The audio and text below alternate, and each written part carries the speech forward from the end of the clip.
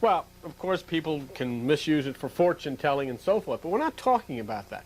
We're talking about the influences, the vibrations that come from these planets. You know, it's such an important part. Like, as we showed you last week, the days of the week are named after the 7 planets.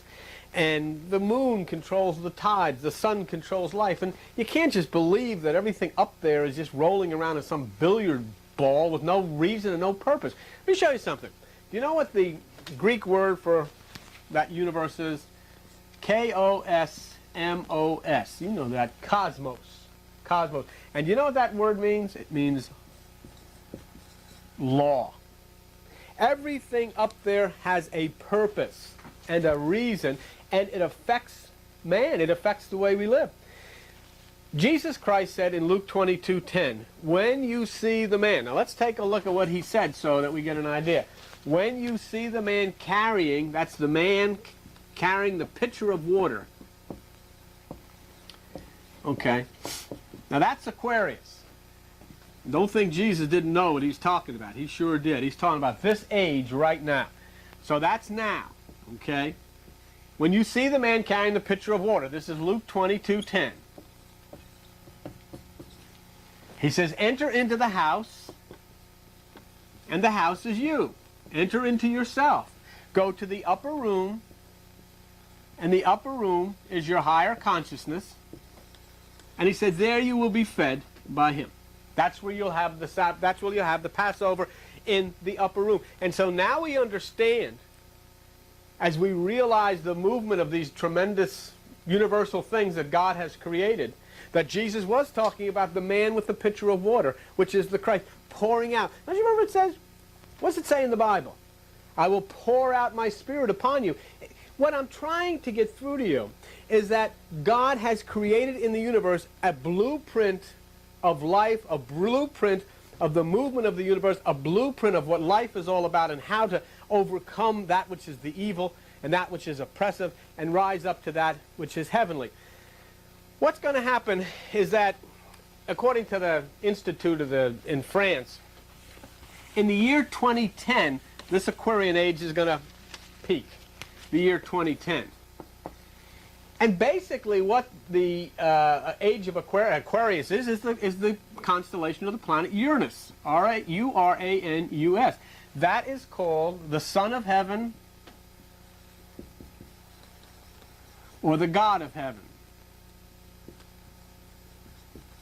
Now just think, the Christ is supposed to return, split the eastern sky, and cast down Satan into prison. Isn't it interesting that Uranus gave birth to Saturn, and Saturn overthrew Uranus, and then was cast out of heaven by the son of Uranus? Do you understand what I'm saying? This is the mythology of the constellations, the stars in the sky. Uranus had a relationship with Gaia, G-A-E-A, which is Mother Earth. So Uranus had an intercoursal relationship and had sons and daughters with Mother Earth. This is mythology of the planets. He gave birth to Saturn. Saturn overthrew Uranus, and I'll tell you more about that.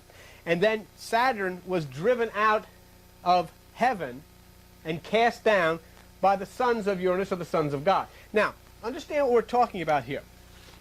The age of Aquarius, peaking at 2010, 19 years from now, would be the Son of Heaven, or the God of Heaven, Uranus, which is moving in its patterns right now as we're talking, moving into the eastern sky, overwhelming that which is the negative influences of Saturn and setting people free.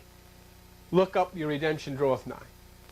Because all of these things have influences. They influence people. There's no way you can say they don't. They do. They influence people. There's a vibration. There's frequencies that come out of these things, and they have their influences, and the Bible talks about it. I mean, in Job 38:30 of the Bible, it says, can you bring forth Mazzaroth? Can you bind the sweet influences of Pleiades? Look at it, Job 38. Job 38:32.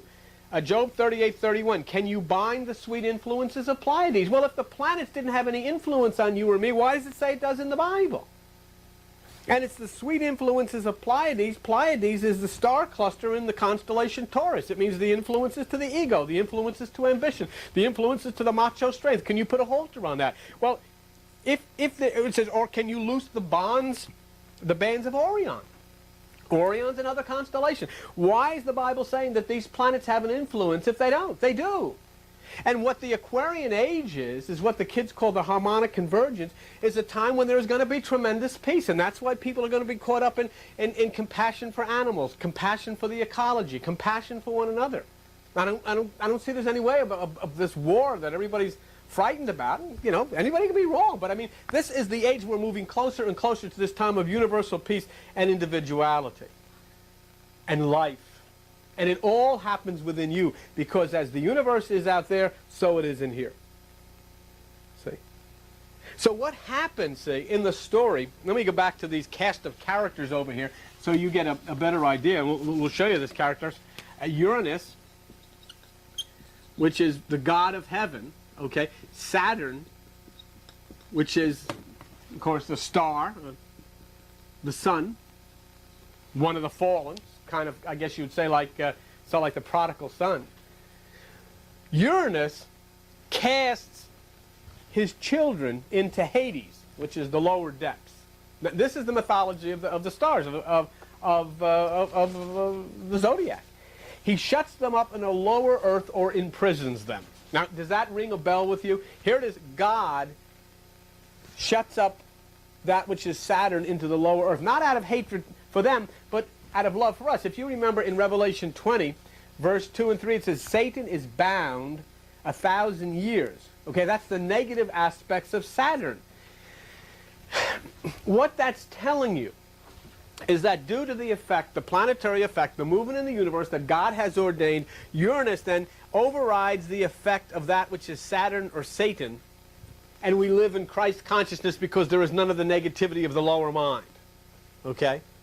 There's good reason to believe, folks, that Satan and Saturn are one and the same.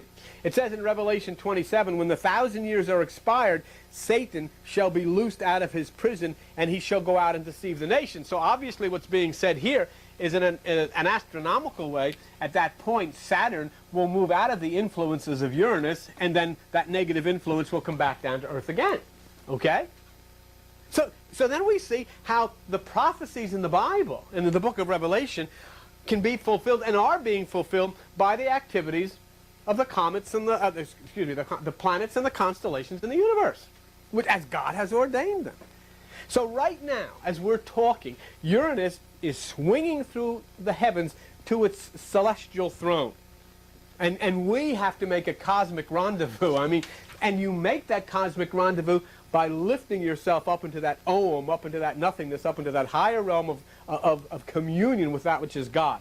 You make a communion with that which is the universal strength. That's why Jesus Christ said, if your eye be single, your body will fill with light. Because if your eye is single, you raise yourself up into that higher consciousness, and that's where you make that rendezvous, which is the celestial message that is coming out of the universe, ordained and created by God. And that basically is the age of Aquarius. You know,